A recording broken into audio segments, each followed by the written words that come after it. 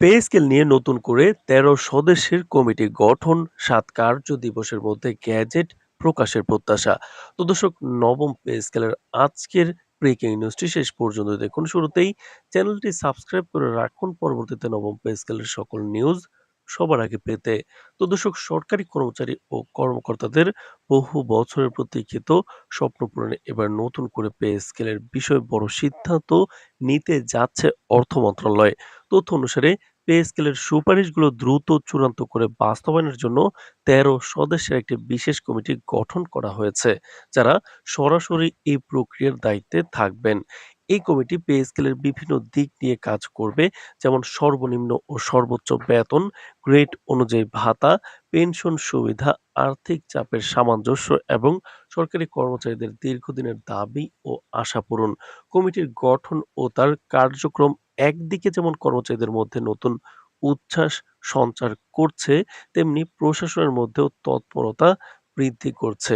কর্মচারী সংগঠনগুলো এবং প্রশাসন সূত্রে জানা গেছে, নতুন কমিটিকে ৭ কার্য দিবসের মধ্যে তাদের সুপারিশ চূড়ান্ত করে গ্যাজেটের খসড়া প্রস্তুত করার নির্দেশ দেওয়া হয়েছে।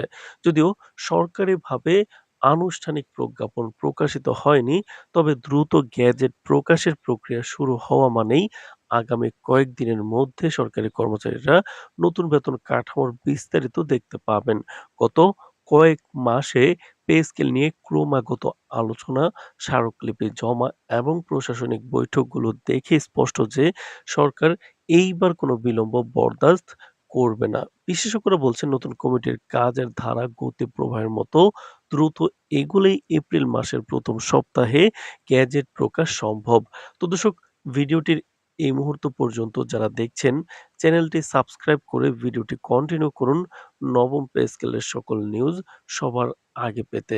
তো দর্শক, এর মধ্যে কর্মচারীদের সর্বনিম্ন ও সর্বোচ্চ বেতনের অনুপাত ঠিক রাখা, ভাতা বৃদ্ধির হার নির্ধারণ এবং পেনশন সুবিধার সুষম বন্টন নিয়ে আলোচনা সবচেয়ে গুরুত্বপূর্ণ। এটি শুধু সরকারি বেতন কাঠামোতে সমতা আনবে না, বরং দীর্ঘদিন ধরে বিরাজমান বৈষম্য দূর করতে সাহায্য করবে।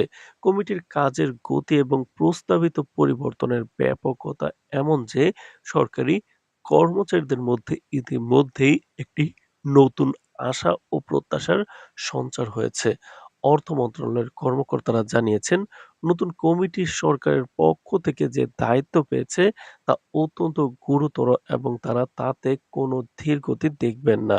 বরং কর্মকর্তাদের মতে গ্যাজেট প্রকাশের আগে সকল প্রস্তাব যাচাই বাছাই করা হবে, বাজেট অনুমোদনের বিষয়টি নিশ্চিত করা হবে এবং বাস্তবায়নের জন্য সকল প্রশাসনিক প্রস্তুতি সম্পন্ন করা হবে।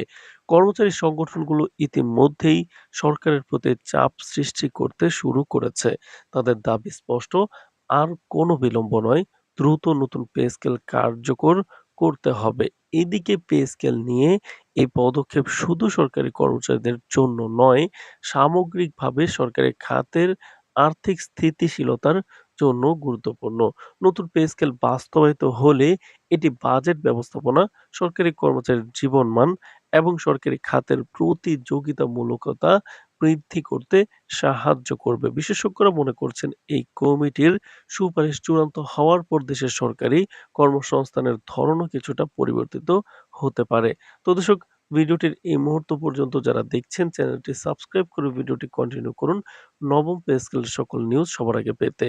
সর্বশেষ খবর অনুযায়ী সরকারি কর্মচারীরা নিজেদের দীর্ঘদিনের দাবিকে বাস্তবায়িত হতে দেখার অপেক্ষায় রয়েছেন।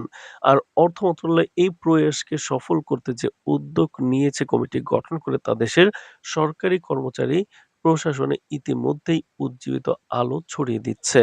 এমন পরিস্থিতিতে যেকোনো দিনই আমরা নতুন পে স্কেল কার্যকর হওয়ার গ্যাজেট দেখার সম্ভাবনা রাখতে পারি, যা দেশের সরকারি খাতের ইতিহাসে একটি গুরুত্বপূর্ণ মাইলফলক হিসেবে বিবেচিত হবে। তো দর্শক, নবম পে স্কেল বাস্তবায়ন সংক্রান্ত সকল গুরুত্বপূর্ণ নিউজ সবার আগে পেতে চ্যানেলটি সাবস্ক্রাইব করে রাখুন। আজ এ পর্যন্তই। ধন্যবাদ।